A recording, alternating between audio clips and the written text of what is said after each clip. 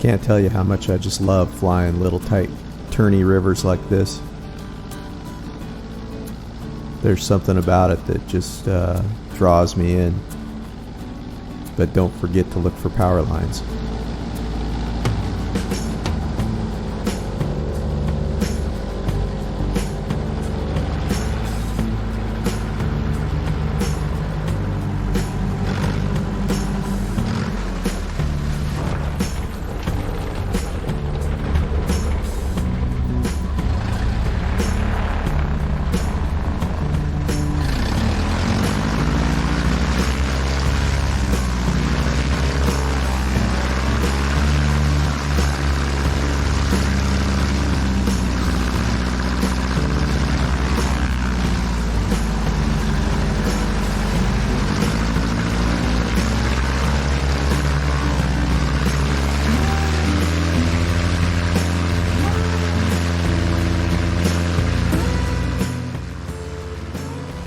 There's very little wind today, but there is enough of a wind that it favors landing downriver and taking off downriver. And I've said before in many of my videos that water is ground speed, and so you don't want to get too slow on the water when you're landing downriver. You can use the water upriver much more efficiently or effectively. So keep that in mind when you're playing on water.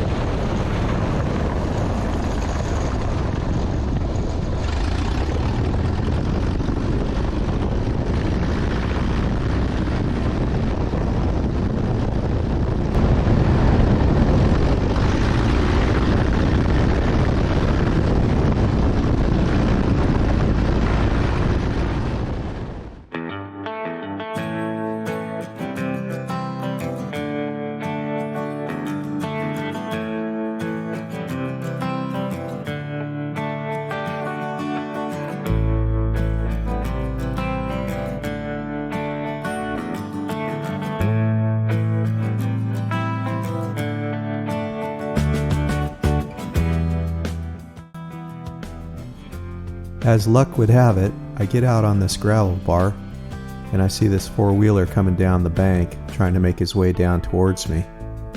And as he gets closer, I'm thinking, this might not be good. This guy's probably got a beef with me.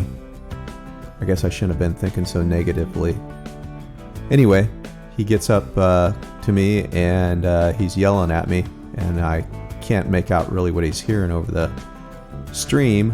But I get closer, kind of walk out in the water a little bit, and he's really excited about my airplane. He says that he actually owns the property that I'm sitting on, but he's cool with it, and he wants me to go land on his property so he can check out my airplane.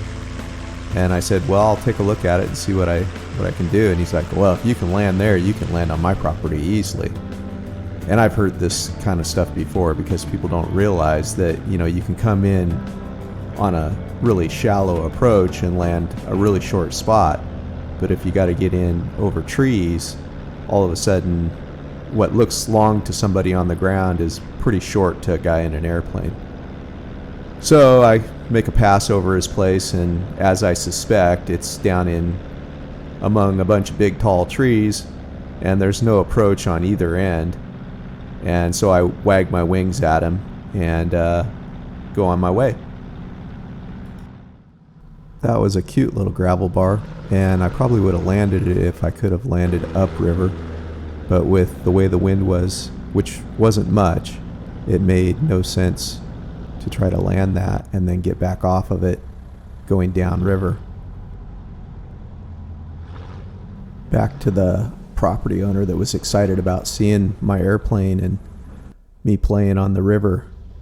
He said that he owned all of the river, that he owned the river, he owned the river bank, and I kind of questioned him about that because I always thought that he could not own below the high water mark.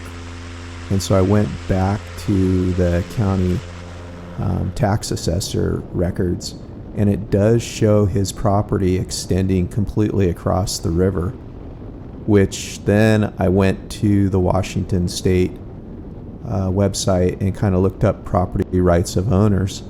And when I got done reading it, I have a feeling that he is correct, that he actually does own what is out of the water.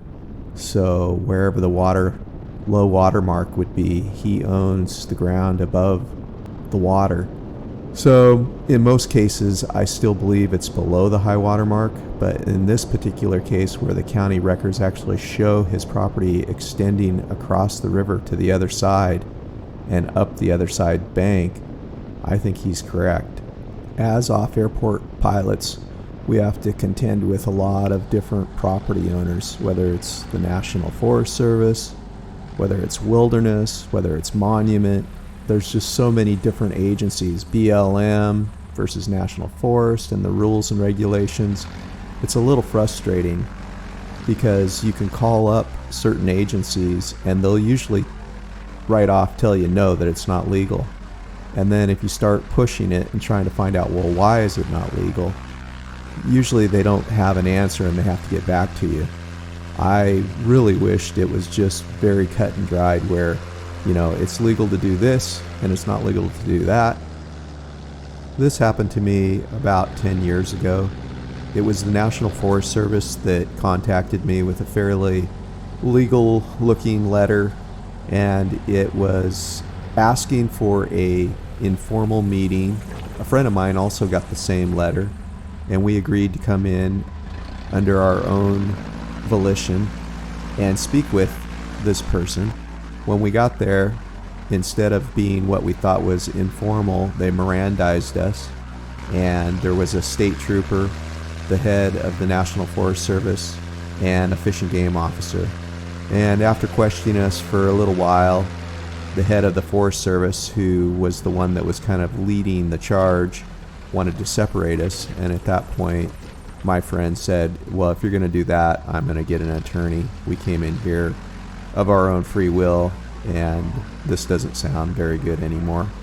And so at that point, I think the state trooper and the fish and game officer was pretty satisfied that whatever beef this guy had with us, it wasn't in the best interest of either one of their needs, and they dismissed themselves and left.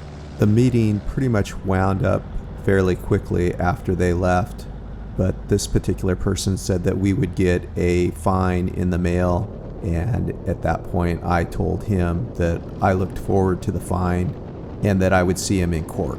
During our time with this particular person, he was using the Airman's Information Manual as his way of providing evidence that we had done something wrong by landing off airport in the National Forest Service. And I told him that we had broken no regulations. I had actually talked to the FAA, and they did say that our beef was not with the FAA, but was with the landowner or whoever had jurisdiction of the lands. And so I asked to see what he was using as far as evidence that we had broken some rules, and he sent me some CFRs. He cut and pasted only the CFRs that he wanted to apply to what he thought we were doing wrong, and he left out all the rest. Since I had the CFRs, I could actually look them up on the internet, and in fairly short order, I found that one of the things that he was actually leaving out were aircraft were exempt. And so I sent him an email back with the full CFRs to respond, and he wouldn't respond at that point. And I knew that it was over. And I never heard from him after that. Knowing what I know now, I would have just said, I've turned over the letter to my attorney, you can contact him. He was quoting 2 different CFRs, and I looked it up. I could only find the one today, but if I looked hard, I could find the other one that he was quoting. Anyway, I included it at the very end of the video. Gonna have to be careful here because with the bush wheels, they have such a large footprint. Grass is really saturated, and it's like being on ice. It's downhill into his hangar, and there's not a lot of margin, so I kind of up on it a little slow.